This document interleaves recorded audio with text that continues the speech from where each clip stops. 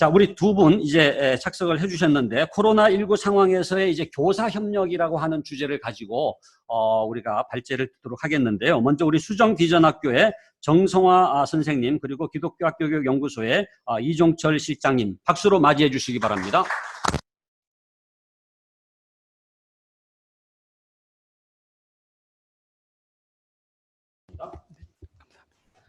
네, 앞선 훌륭하신 발제자님들께서 먼저 이제 코로나19로 인해서 이제 교육계에 많은 변화가 있을 것이다, 혹은 있었다 이미 이렇게 말씀하셨습니다. 저도 지금 이제 교육계는 이미 코로나19로 인해서 개혁의 요구에 강제적으로 직면하게 됐다고 생각합니다. 근데 이제 학교라고 하는 곳은 제 생각에 많은 연구자들도 얘기하지만 개혁의 대상이라고 하기보다는 이제 개혁의 주체라고 생각합니다. 그리고 또 그 개혁의 핵심 주체는 교사여야 합니다. 현재 지금 학교 교육의 민주화 흐름에 따르면 이제 교사들에게 많은 자율성을 부여하는 방향으로 가고 있습니다. 교육 과정에 학생들에게 무엇을 가르칠 것인가, 혹은 학생들을 어떻게 가르칠 것인가 하는 것에 대해서 많은 자율성을 부여하고 있는데요. 이것은 이제 교사들의 전문성을 믿기 때문이다라고 하는 것입니다. 하지만 이런 교사의 전문성을 높이기 위해서는 이전의 많은 연수 방법들이 큰 효과가 없을 것이다 라고 하는 것이 많은 전문가들의 연구에 의해서 나타나고 있습니다. 하지만 그에 반해서 오히려 교사들이 공동체를 이루어서 협력적으로 연구하는 것, 그리고 그를 통해서 자신들의 교수의 전문성 혹은 교육 전반에 대한 전문성을 높여가는 것은 아까 전에 얘기했었던 전통적인 방법에 비해서 효과가 있다라고 얘기하고 있습니다.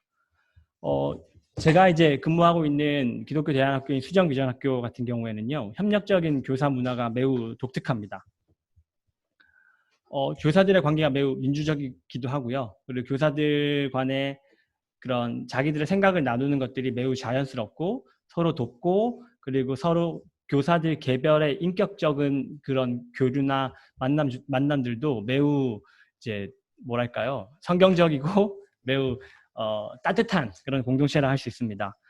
근데 이런 문화를 갖고 있었던 저희 학교 같은 경우에는요, 이제 코로나19로 인해서 한 번도 마주하지 못했던 문제 앞에서 선생님들께서 자발적으로 팀을 만들어서 온라인 수업을 위한 플랫폼을 구축하고, 그다음에 수업 설계 방법들도 선생님들께서 직접 연구하셨고요. 그뿐만 아니라 앞으로 우리가 기독교 대안 교육을 하면서 무엇에 중점을 두어야 될 것인가에 대해서도 선생님들께서 모여서 연구를 하시기 시작하셨습니다. 제가 사례 중심으로 몇 가지 말씀드리겠습니다. 2월 말에 이제 개학이 연기가 됐습니다. 개학 연기 결정이 됐고, 하지만 이제 많은 기독교 대안학교들이 그렇겠지만 검정고시 시험은 학생들에게는 그래도 좀 떨리는 문제이긴 합니다. 그렇다 보니 학생들이 이제 등교할 수 없는 상황이지만 학생들을 도와주기 위해서는 어떤 방식으로라도 수업을 할 수밖에 없었습니다. 그래서 IT 쪽에 이제 좀 전문성이 있는, 소위 이제 얼리 어댑터라고 하시는 선생님들께서 모여서 방법을 찾기 시작했습니다. 어떤 플랫폼을 통해서 수업을 할 것인가 해서 선생님들이 뭐 줌이나 구글 행아웃이나 아니면 뭐 유튜브 라이브를 할 것이냐 등을 모여서 직접 선생님들께서 시연도 해보고 어떤 장단점이 있는지를 저희들도 조사를 해봤습니다. 그 결과 이제 저희는 줌이라는 프로그램을 사용해서 온라인 쌍방향 수업을 하기 시작했는데요.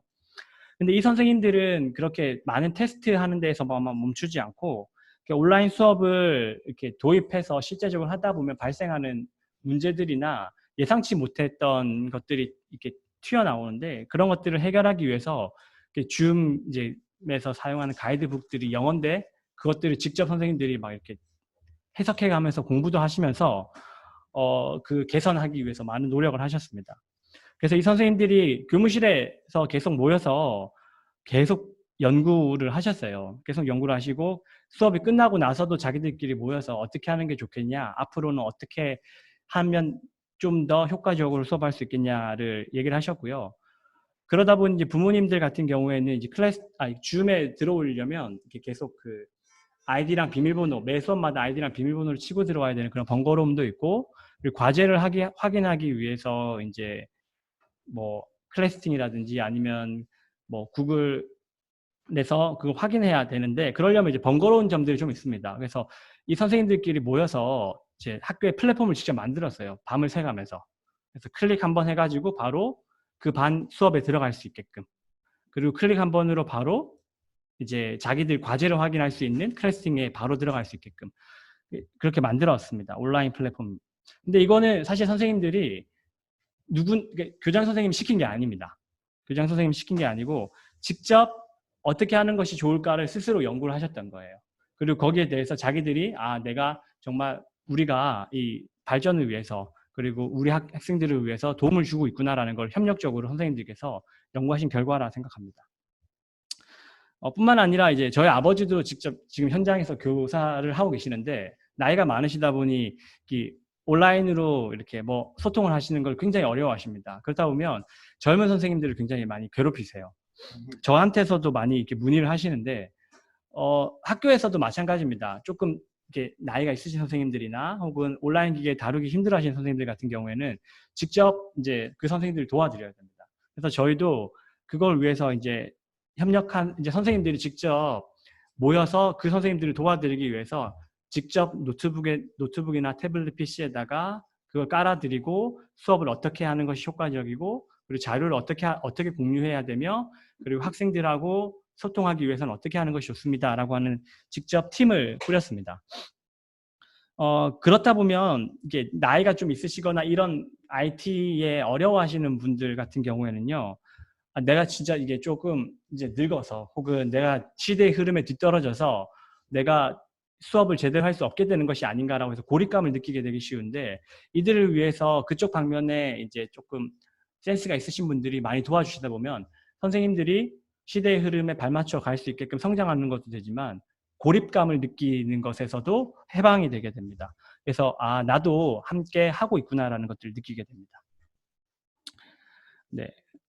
그 다음에 이제 그 외에도 선생님들은 계속 자주 지금 모이시거든요. 이제 감염병 예방의 위험이 있기 때문에 선생님들이 좀 모이지 마시고 이제 수업에 집중하시고 선생님들끼리 회의할 일이 있으면 줌으로 대신해서 하십시오라고 하지만 선생님들께서는 교무실 바깥에 복도나 이런 데 계속 자주 모이셔가지고 학생들 얘기 오늘 있었던 수업의 얘기들을 계속해서 하십니다. 특히나 이제 저희 학교 같은 경우에는 이제 좀 이렇게 서로의 수업을 모니터링하고 도와주는 그 선생님들 공동체들이 짜여져 있습니다.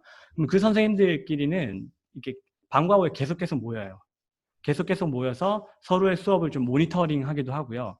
그리고 오늘 수업에 있었던 내용이 뭐가 문제가 있었는데 어떻게 좀 하면 이 문제를 해결할 수 있겠냐라는 것들 서로 토론합니다. 물론 각자가 전문가가 아니기 때문에 해답을 가지고 있지는 않습니다. 하지만 이렇게 서로 협력하면서 대화하는 과정에서 예상치 못한 답이 나오고 예상치 못한 해결책이 나옵니다. 그걸 통해서 이제 조금씩 문제들이 해결돼 가고 온라인으로 진행되는 수업들도 개선되어 가는 것을 많이 볼 수 있었습니다. 이게 가능한 것도 보면 나 혼자만 수업을 잘할 수 있는 게 아니고 우리를 통해서 우리 학생들이 함께 학교에 좋은 교육을 받을 수 있다라고 하는 그런 메시지들을 선생님들이 다 알고 있기 때문에 그런 것 같습니다. 그리고 또 저희 학교에 뭐 일반 학교들이나 다른 학교들도 있겠지만 저희 학교에도 수석교사 선생님이 계십니다. 지금 같은 경우에는 전문적 학습 공동체를 운영해서 선생님들과 연구를 진행하고 있는 선생님 계시고요. 그건 이제 제가 담당하고 있고 그리고 또 한 분은 선생님들의 교수 능력을 향상시키기 위해서 선생님들의 수업을 모니터링하고 이제 피드백 주시는 선생님 계십니다. 이 선생님 같은 경우에는 그 학교의 전문성을 위해서 올해부터 이제 좀 이분의 영향력을 많이 주기 위해서 수업을 좀 많이 뺐고요. 이분 수업을 이제 절반 이하로 줄였고 다른 선생님들 평균에 비해서 그 다음에 그걸 가능할 수 있도록 많은 권한들도 이 선생님께 드렸습니다. 근데 이제 이 선생님 같은 경우는 그 권한과 책임만으로 이 일들을 할 수는 없어요. 선생님들의 교수 방법을 모니터링 할 수 없습니다. 왜냐하면 선생님들도 자기가 스스로 전문가라 생각하기 때문에 굉장히 나의 교실의 영역에 이 사람이 침범하는 건 아닌가 생각할 수 있겠지만 저희 학교에 있는 수석교사 선생님 같은 경우에는 매우 위트 넘치고 성품이 매우 온화하고 그리고 학교에서 굉장히 강조하고 있는 교수법들을 내면하고 있기 때문에 선생님들에 대한 신망이 두텁습니다. 그리고 선생님이 굉장히 재밌기 때문에 수업에 대한 이야기들을 풀어나갈 때도 굉장히 자연스럽게 풀어나가서 그 선생님과 다른 선생님들이 만나세요. 그래서 정답을 가진 전문가는 아니지만 이분이 다른 선생님들과도 함께 고민하면서 지금도 이전과 매일매일 큰 차이를 만들어 계십니다. 그리고 뭐 지금 이제 전문적 학습 공동체도 저희가 지금 올해 시작하려고 했으나 전문적인 주제를 연구하는 것을 근데 코로나19가 시작되면서 너무 급작스러운 대응을 하다 보니 선생님들이 여력이 없어서 그 전문적인 연구를 할 수 없었는데 이제 선생님들 몇 분이 연구하고 싶은 것이 있다고 해서 찾아왔습니다. 이제 앞으로 이제 교육에 있어서 우리가 가장 중요하게 생각할 것 바로 이제 그건 것 같습니다. 선생님 인성교육인 것 같아요. 인성교육인 것 같은데 전형적인 인성교육이 우리가 학교에서 지금 하고 있는데 생각해보니 좀 문제점이 좀 많은 것 같습니다. 우리 한번 이거 개선 한번 해보면 어떻겠습니까? 내년에 교육과정에 좀 반영했으면 좋겠습니다. 올 한 해 열심히 연구해서. 네. 선생님들이 그렇게 오셨어요. 그래서 이렇게 학교의 비전을 공유한 선생님들이 자발적으로 이렇게 학습을 해 나가는 것을 학교에서도 적극적인 장려를 해야 되지 말릴 이유가 전혀 없거든요. 그래서 이 선생님들의 가지고 있었던 다른 업무들을 좀 덜어주고 이분들이 직접 그런 연구들을 할 수 있게끔 저희가 도와주었습니다. 이제 결론을 내자면 사실 이런 학습 공동체가 가능하고 선생님들이 이렇게 함께 모여서 연구하고 협력하는 것은 교장 선생님이 아래로 이렇게 내려서 해라 라고 해서 되는 일이 아닙니다. 그것은 바로 학교의 그런 의사소통 과정 그리고 민주적인 공동체 그리고 서로 간의 신뢰함이 있었기 때문에 가능하다 생각합니다. 그래서 저희는 사실 전문적 학습 공동체를 매우 조직적으로 운영하지만 그 말 자체도 쓰지 않습니다. 왜냐하면 그거 자체가 학교의 문화여야 되고 학교의 자연스러운 분위기여야 되기 때문에 선생님들에게 거부감을 줄이고 오히려 선생님들의 자발성을 중요하게 생각하고 있기 때문입니다. 그 교육부 장관, 이제 윤핵 교육부 장관이 31일 날 보도자료를 통해서 휴업 상태에 있는 학생들을 위해서 이제 원격 수업을 진행할 거다라고 얘기하고 나서 교사들 간의 원격 수업에 대한 이해도 차이를 어떻게 극복할 거냐라고 이렇게 기자들이 물었을 때 전문성 높은 교사들이 서로 협업하면서 온라인 수업에 대한 이해도와 수준 차이를 극복해 나가면 될 것 같다. 자기는 교사들을 믿는다라고 얘기했습니다. 앞서 교육부 장관이 했었던 얘기는 제 생각에는 조금 책임 전가하는 건 아닌가? 라고도 생각이 들었습니다. 하지만 그래도 교사들 간의 협업과 위기를 극복하는 매우 중요한 요소다라는 것을 교육부 장관이 알고 있었다는 것에는 매우 긍정적으로 저도 받아들였습니다. 저는 이런 교사들의 협업 문화와 그다음 협력이 어떠한 외부적인 환경의 변화에도 대응할 수 있는 가장 유동적이고 가장 성공적인 해결책이라고 생각합니다. 기독교 대안학교의 교사들은 가지고 있는 전문성들이 단순히 교수 지식의 전문성뿐만 아니라 학교가 가지고 있는 문화적 그리고 전통적 그리고 기독교적 가치를 내면화해야 되기 때문에 다양한 전문성을 가질 수밖에 없습니다. 그리고 그 개별 학교에 맞는 전문성을 가질 수밖에 없습니다. 그렇다면 그 학교 교사들이 모여서 자신들의 전통에 맞게 자신들의 문화와 자신의 가치에 맞게 전문성을 유지해 나가려고 협력하는 것은 매우 중요하다 생각합니다. 그래서 저도 이제 마지막으로 문장을 만들어 본다면 이제 코로나 이전에도 마찬가지였지만 포스트 코로나 시기에 기독교 대안학교에서 발생할 수 있는 수많은 문제를 이겨낼 수 있는 백신은 바로 이제 교사들의 협력적 공동체 문화와 학습 공동체라고 생각합니다. 이상으로 마치겠습니다. 네. 합니다. 코로나19가 이제 상황이 이제 심각해졌을 때 이제 수정교의 선생님들이 어떻게 그 자발적으로 이런 어떤 그 공동체적인 응전을 했는지 교장 선생님이 시키지 않아도 우리는 다 했다. 상당히 이제 훌륭한 선생님들이신 것 같습니다. 그렇게 하면서 이제 결국은 포스트 코로나 시대에는 결국 교사들의 이런 협력과 전문적 학습 공동체라는 말도 안 쓴다는 것도 굉장히 저에게는 좀 도전이 됐는데 그 기본이다. 그 교사 전체가 그런 분위기가 돼야 된다. 그럼으로써만이 포스트 코로나 시대에 기독교 대안학교의 제대로 된 생명력을 살릴 수 있다. 그런 말씀을 해주셨습니다. 연결해서 우리 기독교학교육연구소의 이종철 박사께서 코로나19 상황에서의 교사 협력, 새로운 학교를 꿈꾼다 라는 제목으로 말씀을 해주시겠습니다. 박수로 맞이해 주시기 바랍니다. 네, 이종철입니다. 그 위기의 순간에는 변화가 좀 더 쉬워지는 것 같아요. 예전에는 일상적인 상황에서는 사실 그 변화라는 것이 저항이 많잖아요. 그런데 이제 위기의 순간이 오면 이거는 지금 상황에서는 어쩔 수 없어라고 하면서 모두들 그 저항을 좀 덜하면서 임시적인 변화를 허용하는 것 같습니다. 그런데 이 임시적인 변화가 사실은 이후에는 굉장히 큰 변화가 되는 것이죠. 그래서 이 유발 하라리가 최근에 그 파이낸셜 타임즈에 기고한 코로나 바이러스 이후의 세계라는 그 글에서도 지금 우리가 하고 있는 이 판단들이 아마 큰 변화로 아주 결정적인 변화로 이어지게 될 것이다. 이런 이야기를 했습니다. 교육도 마찬가지가 아닌가 생각이 들어요. 교육이나 학교의 문제에 있어서도 지금 우리가 이 코로나 상황에서 여러 가지 판단들을 하고 결정들을 하는 것들이 얼마나 큰 변화로 이어지게 될 것인가 좀 그런 생각들을 해보면서 저도 이 기간 동안에 계속해서 머릿속에 이제 뉴노멀이라는 표현 쓰잖아요. 새로운 일상이 오는데 과거의 일상으로 다시 돌아가는 것이 아니고 코로나 이후에 다시 새로운 일상이 펼쳐지는데 교육에 있어서의 뉴노멀은 어떤 모습일까 그런 생각을 자꾸 하게 되더라고요. 그리고 학교는 도대체 뭐고 교육이라는 것은 도대체 뭐고 우리가 너무 당연해서 그냥 그렇다고 생각했던 그것들에 대해서 좀 다시 계속 질문을 하게 되는 것 같아요. 질문들을 계속 되뇌이다 보니까 자연스럽게 고민이 어떻게 흐르냐면 절대 놓치지 말아야 되는 본질은 뭐냐 하는 거하고 좀 자유롭게 바꿔도 되는 거는 뭐냐 이 두 가지를 구분하는 쪽으로 이 질문이 사고가 그쪽으로 계속 가게 되더라고요. 그래서 오늘 저는 이 글에서 붙들어야 될 본질이 뭐고 좀 유연해질 필요가 있는 것은 무엇인가 이 두 가지로 좀 나눠서 설명하면서 그렇다면 그것을 기반으로 좀 새로운 학교를 꿈꿀 수 있겠다 이런 생각을 해보게 되었습니다.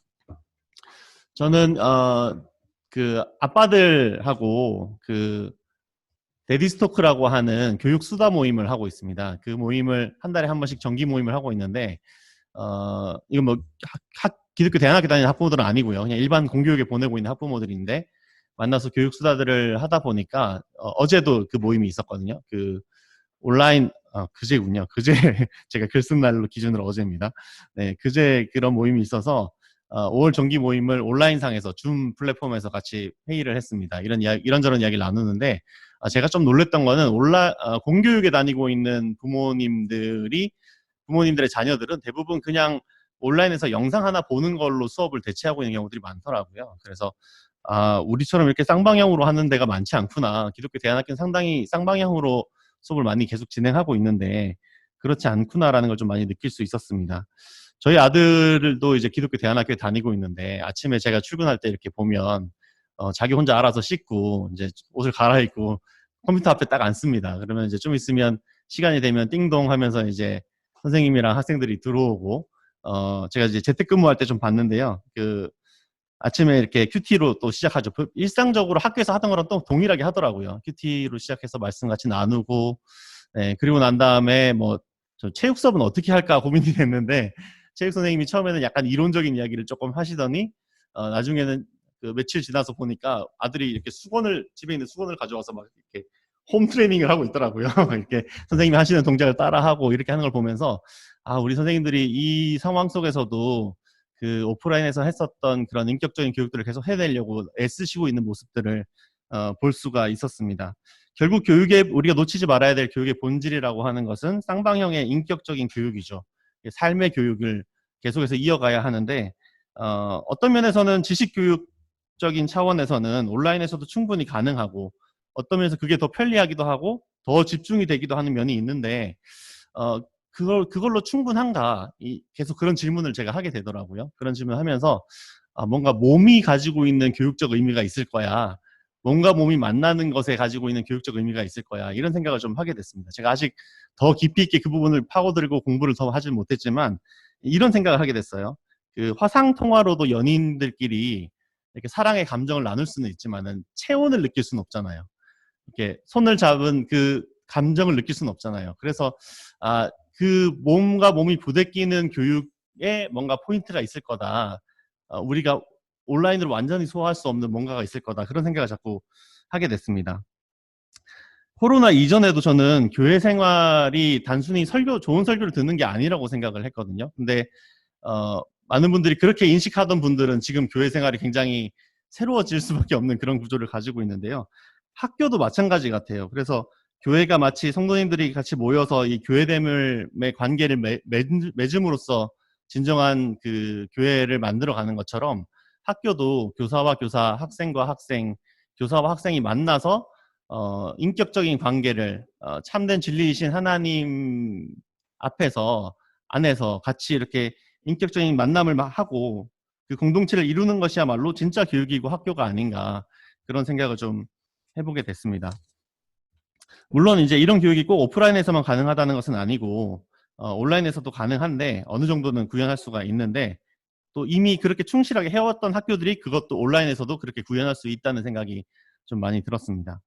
다만 이게 이제 오프라인만큼은 온전하기가 어려워서 대면하여 진행하는 인격적인 교육을 기독교 대안교육의 큰 강점이라고 생각했던 학부모들 입장에서는 저는 또 학부모 입장에서 또 생각을 하게 되더라고요. 뒤에 또 우리 학부모 이야기 해주시겠지만 들어가는 비용에 비해서 본래의 목적이 잘 달성되지 않는다 이렇게 느낄 수도 있겠다는 생각이 들어요. 네, 그렇기 때문에 이것을 저희가 학부모들과도 더 소통을 많이 하면서 우리가 추구해오던 그 본질적인 교육이 이 상황에서도 계속 가능하고 우리는 어떤 식으로 그것을 구현해 나갈 것이다 라고 하는 메시지를 계속 좀 줄 필요가 있다는 생각이 듭니다.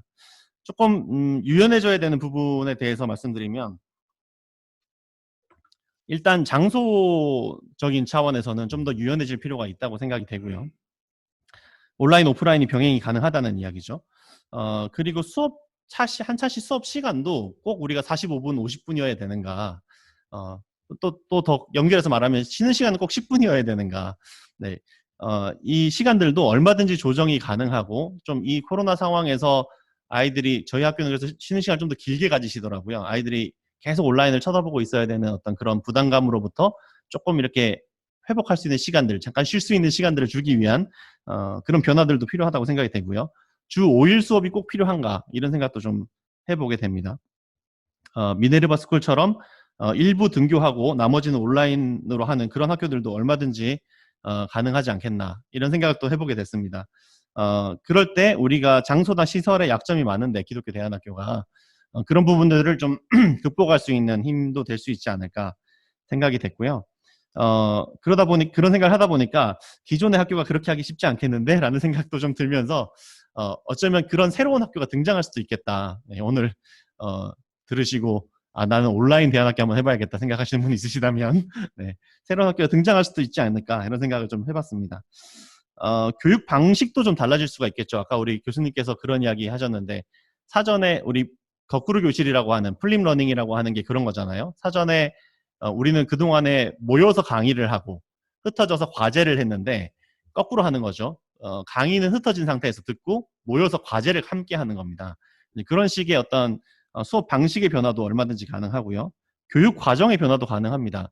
저는 왜 국영수가 다른 수업 차시보다 더 많아야 되는지, 왜 교육 과정을 정할 때 학생의 개인적인 필요는 반영되지 않는지 이런 질문들을 이런 시간에 이런 이 코로나 상황에서 위기 상황에서 우리가 학교를 다시 고민하면서 좀 더 질문을 던져야 된다고 생각합니다.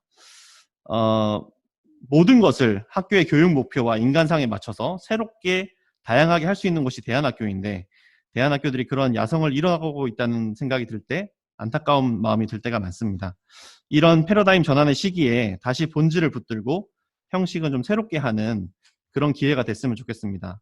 앞선 분들이 발표하셨던 것처럼 공교육 학교들은 책임 소재 때문에 그런지 모르겠는데 학교 단위로 좀 자유롭게 적극적인 대응을 하는 학교들이 많지가 않더라고요.